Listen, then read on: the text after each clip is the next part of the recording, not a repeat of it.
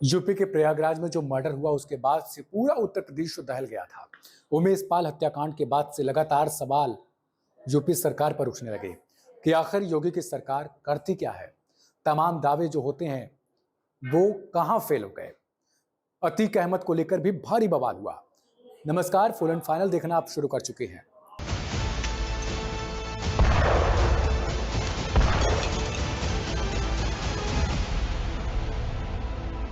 अतीक के वकील ने सुप्रीम कोर्ट में याचिका दायर की। इसमें अहमदाबाद जेल से यूपी की जेल में प्रस्तावित ट्रांसफर का विरोध किया गया।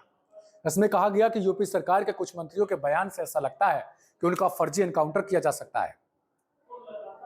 इसके बाद से लगातार सवालों की एक फहरिस्त हो गई। यूपी में तमाम दावों के बाद भी क्राइम के आंकड़े कम होने का नाम नहीं ले रहे।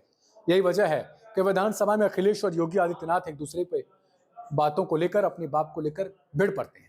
असर इतना तगड़ा हो जाता है कि दोनों एक दूसरे के पिता तक को बिना काम के घसीट लेकर आते हैं। हाल ही में दोनों ने सदन में एक दूसरे की बात पर उंगलियां उठा ली थी।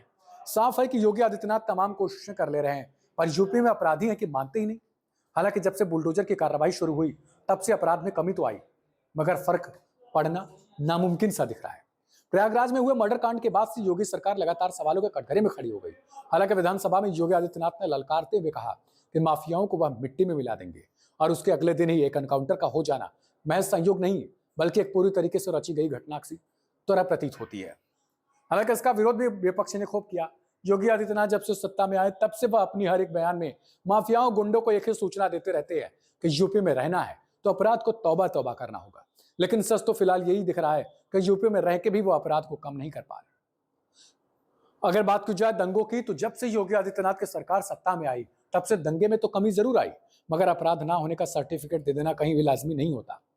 अब हम इसी मुद्दे को लेकर देश में अचानक से बढ़ रहे क्राइम रेट को पर एक विश्लेषण करेंगे और ये जानेंगे कि आखिर क्राइम की संख्या में इजाफा होने का यह समय पहले किस समय के मुताबिक कहां टिकता है। अब हम देश में बढ़ रहे अचानक से हत्या समेत कई क्राइम पैटर्न की बात करेंगे जो अचानक से आना शुरू हो गए। हम बात करेंगे कि क्या यह हत्या के आंकड़े अचानक से आए या फिर मीडिया में अचानक इनकी कवरेज बढ़ गई। इसके लिए एनसीआरबी की रिपोर्ट के विषय में हम विस्तार से चर्चा करेंगे। राष्ट्रीय अपराध रिकॉर्ड ब्यूरो यानी एनसीआरबी ने 2021 में देश भर में हुए अपराध के आंकड़े जारी किए। इसके मुताबिक 2021 में आपराधिक घटनाओं में 7.6% यानी 7.6% की कमी आई। गौर अब यहां करने वाली बात है कि जब कमी आई तो ये मामले फिर बढ़ते हुए क्यों दिख रहे हैं। हालांकि यह भी गौर करने वाली बात है कि हत्या, अपहरण, महिलाओं, बच्चों के खिलाफ अपराध बढ़ा है। साथ ही SC/ST के खिलाफ भी अपराध की घटनाओं में इजाफा हुआ है। ऐसे में सवाल उठता है कि जब हत्या, अपहरण जैसे मामले बढ़े, महिलाओं, बच्चों के खिलाफ अपराध बढ़े, तो कुल अपराध में कमी कैसे आ गई। 2020 में कोरोना के चलते सरकारी आदेशों की अवहेलना के मामले में भारी इजाफा हुआ था। 2021 में इस तरह के मामलों में 47% से ज्यादा कमी आ गई। अब हम विश्लेषण के जरिए जानेंगे कि कहां दुष्कर्म के मामले सबसे ज्यादा दर्ज किए गए, किन राज्यों में सबसे ज्यादा अपहरण की वारदातें हुई, किन राज्यों में सबसे ज्यादा महिलाओं के खिलाफ अपराध हुए, सबसे ज्यादा दंगे किन राज्यों में हुए, कहां बच्चों के खिलाफ सबसे ज्यादा अपराध हुआ। देश में हर रोज तकरीबन 80 से ज्यादा हत्याएं हुई हैं। 2021 में देश में कुल 29,272 हत्याएं हुई, यानी हर रोज देश में 80 से ज्यादा हत्या हुई। 2020 के मुकाबले हत्या के मामलों में 0.3% का इजाफा हो गया। राज्यों के लिहाज से बात करें तो सबसे ज्यादा हत्या के मामले में उत्तर प्रदेश है, जहां 2021 में कुल 3,717 हत्याएं हुई। हालांकि 2020 के मुकाबले उत्तर प्रदेश में हत्या के मामलों में तकरीबन 1.6% यानी 1.6% की कमी आई। इसके बाद में है बिहार, महाराष्ट्र, मध्य प्रदेश और पश्चिम बंगाल में सबसे ज्यादा हत्याएं हुई। वही अब हम बात करेंगे दुष्कर्म के मामलों की। 2021 में देश भर में दुष्कर्म के मामले 31,677 हुए, यानी हर रोज की बात की जाए तो औसतन 86 से ज्यादा महिला दुष्कर्म का शिकार हुई हैं। 2020 के मुकाबले दुष्कर्म के मामलों में तकरीबन 13% का इजाफा हुआ। राजस्थान में सबसे ज्यादा 6,337 मामले दर्ज हुए।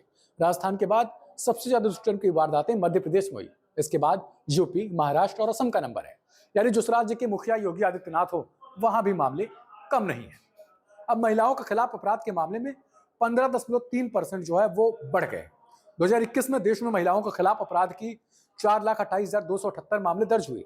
2020 के मुकाबले महिला अपराध में 15.3% का इजाफा हुआ। महिलाओं के खिलाफ होने वाले अपराध में सबसे ज्यादा 31.8% मामले पति या रिश्तेदार की क्रूरता के थे। राज्यों की बात करें तो महिलाओं के खिलाफ अपराध के सबसे ज्यादा मामले 56,083 उत्तर प्रदेश में ही दर्ज हुए, जहां यह कहा जा सकता है कि रिश्ते तार तार उत्तर प्रदेश में हुए ज्यादा। 2020 के मुकाबले राज्य में इस तरह के अपराध में 13.5% का इजाफा हुआ। उत्तर प्रदेश के बाद महिला अपराध के सबसे ज्यादा मामले राजस्थान, महाराष्ट्र, पश्चिम बंगाल और ओडिशा में दर्ज हुए। अब देश में अपहरण की वारदातों में 19.9% का इजाफा हुआ। 2021 में देश भर में कुल 1,01,707 अपहरण के मामले दर्ज हुए, यानी रोजाना तकरीबन 278 से ज्यादा अपहरण की वारदातें दर्ज की गई। इतने बड़े देश में इतनी संख्या। 2020 के मुकाबले अपहरण के मामलों में 19.9% का इजाफा हुआ, यानी इजाफा तकरीबन सब में होता जा रहा है। मामले उत्तर प्रदेश में दर्ज हुए। राज्य में कुल 14,554 अपहरण की घटनाएं हुई। 2020 के मुकाबले 2021 में उत्तर प्रदेश में अपहरण की घटनाओं में करीब 13% का इजाफा हुआ। अब महाराष्ट्र की बात करें तो 10,502 मामले दर्ज हुए। यहाँ 2020 के मुकाबले 2021 में अपहरण के मामलों में तकरीबन 30% का इजाफा हुआ। महाराष्ट्र के बाद अपहरण की सबसे ज्यादा वारदातें बिहार, मध्य प्रदेश और पश्चिम बंगाल में दर्ज हुई।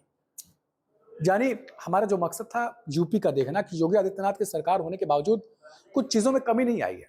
2021 में देश भर में कुल 41,954 दंगे हुए, यानी हर रोज दंगों की औसतन संख्या 114 से ज्यादा हुई।